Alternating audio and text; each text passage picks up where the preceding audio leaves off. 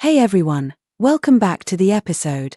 Today, we're tackling some of the biggest myths surrounding the USMLE and revealing the real red flags in residency applications. There is so much misinformation floating around in social media groups, forums, and even word-of-mouth advice from people who aren't even in the system yet.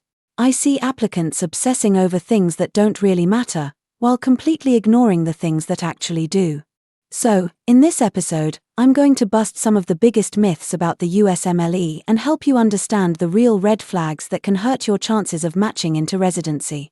If you've ever doubted your chances because of your STEP scores, clinical experience, or research, this episode is going to change the way you think.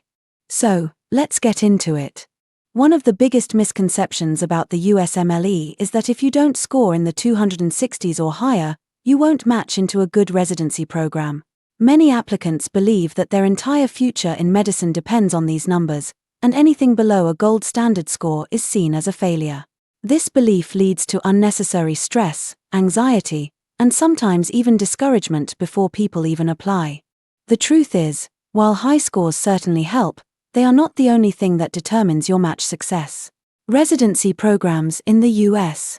Look at your entire application holistically. This includes your clinical experience, letters of recommendation, research, networking, and personal statement. There are plenty of people who score in the 220s or 230s and still match into strong residency programs because they have good US clinical experience, outstanding recommendation letters, and an overall well-rounded application. Programs are looking for reliable, hard-working residents who can function well in a clinical setting. A high USMLE score does not guarantee that you'll be a good doctor, and residency programs know this. They want team players, excellent communicators, and doctors who can handle real-world medical situations. So, while a high score is great, a balanced application is far more important.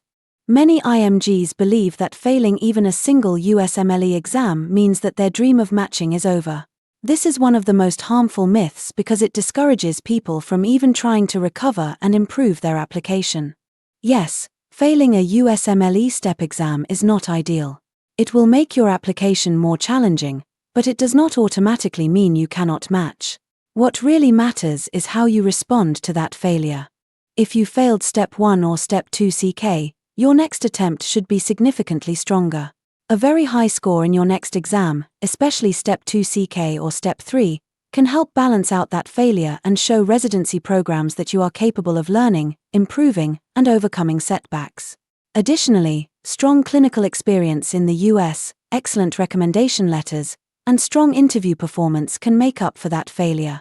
Many programs do accept applicants with failed attempts, as long as they show significant improvement and strength in other areas. I personally know candidates who failed Step 1 or Step 2 CK, but later scored above 250 on their next exam and matched successfully. It's about how you bounce back, not the failure itself. Now that Step 1 is pass-fail, many applicants assume that it is completely irrelevant and that programs will not care about it anymore. This is a dangerous misunderstanding. While it's true that you don't need to worry about getting a specific numeric score on Step 1 anymore, programs still care whether you pass it on the first attempt. Failing Step 1 can be a red flag because it suggests potential difficulty with medical knowledge, and it may raise concerns about your ability to handle residency training. Additionally, because Step 1 is no longer scored, programs will place even more weight on Step 2 CK. This means your Step 2 CK performance is crucial to proving your clinical knowledge and skills. If Step 1 is pass-fail, your Step 2 CK score needs to be strong enough to show programs that you are a competitive applicant. This change in scoring also means that other parts of your application, like research, US clinical experience, and networking, are now more important than ever. So, even though Step 1 is pass-fail, it still matters, and you still need to focus on doing well in every other aspect of your application. Another common myth is that research is only important for competitive specialties like surgery, dermatology, or radiology. Many applicants applying to internal medicine, family medicine, or pediatrics think that they don't need any research experience to be competitive. This is completely false. While it's true that research is more heavily weighted in competitive specialties, Even community internal medicine and family medicine programs now prefer applicants with research experience. This doesn't mean you need to have a PhD or dozens of publications, but having at least some form of research experience on your CV can set you apart.